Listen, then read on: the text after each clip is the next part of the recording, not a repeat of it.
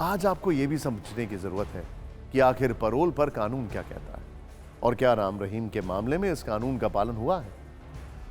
हरियाणा सदाचारी बंदी अधिनियम 2022 के मुताबिक, अब जरा देखिएगा आप, परोल और फरलो का आधार कैदी का अच्छा आचरण होता है, लेकिन फरलो एक कैदी का अधिकार भी है। कोई कैदी 1 साल में 10 हफ्ते की परोल ले सकता है। 70 दिन की परोल को 2 भागों में लिया जा सकता है, जबकि फरलो 1 साल में 21 दिन की दी जा सकती है। इस तरह एक कैदी 91 दिन 91 डेज तक फरलो और परोल मिलाकर जेल से बाहर रह सकता है। जैसा हमने पहले भी आपको बताया कि साल 2022 में भी राम रहीम 91 दिनों तक जेल से बाहर था, लेकिन सवाल यह है कि क्या एक आम कैदी को भी इस तरह ट्रीट किया जाता है जो ट्रीटमेंट बाबा राम रहीम को दिया जा रहा है। कोई भी हालात ऐसे इंडिकेट नहीं करते, ना उनको कोई बीमारी है, ना उनके परिवार में कोई ऐसी स्थिति पैदा हुई है, ना वो आर्थिक रूप से इतने कमजोर हैं कि जेल में बैठे अपनी चीज़ों को अंजाम नहीं दे सकते। इस तमाम चीज़ों के पीछे जो राजनीतिक कारण है वो तमाम चीज़ें जिम्मेदार हैं, जिस वजह से बार बार एक पैरोल दिया जा रहा है और लोगों का विश्वास कानून से, सिस्टम से हिल जाता है कि इस तरह के लोगों को पैरोल दिया जाता है।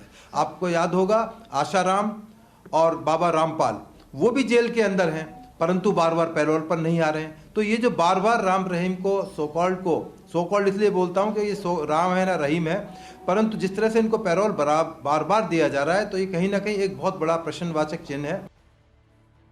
अब आपको बता दें कि परोल मिलने की प्रक्रिया क्या होती है। कैदी या उसका परिवार जेल प्रशासन को अर्जी देता है, जेल प्रशासन परोल के आधार की जांच करता है, जांच सही मिलने पर अर्जी को आगे बढ़ाया जाता है।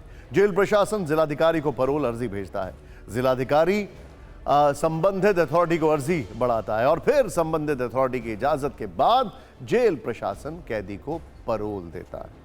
हालांकि आपको बता दें कि 1 साल में जितने दिनों की परोल किसी कैदी को मिलती है उसे सजा में आगे जोड़ दिया जाता है। अब गौर कीजिए, बल्कि आपने गौर किया होगा, अब इस खबर में बार बार 2 शब्द का जिक्र किया जा रहा है, एक है फरलो और दूसरा है परोल। लेकिन इनके बीच का अंतर क्या होता है उस पर जरा ध्यान देने की जरूरत है।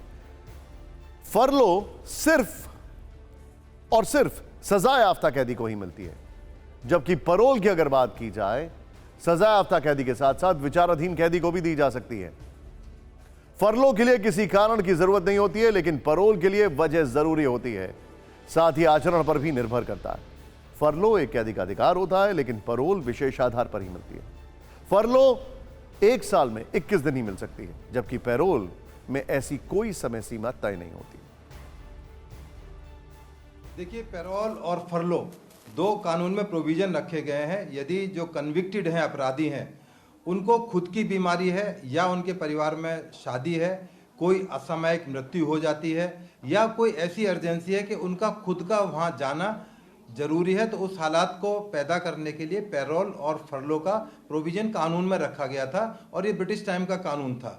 परंतु अब हरियाणा के अंदर चूंकि स्टेट सब्जेक्ट है, हरियाणा ने जो 88 का कानून था उसको 2022 में बदल दिया। इस खबर के नजरिए 9 पर जरा गौर कीजिए।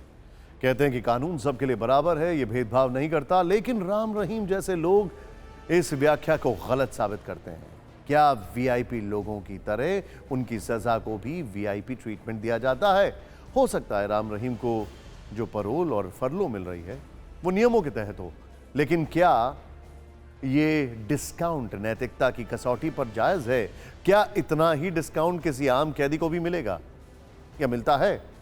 सोचिएगा जरूर।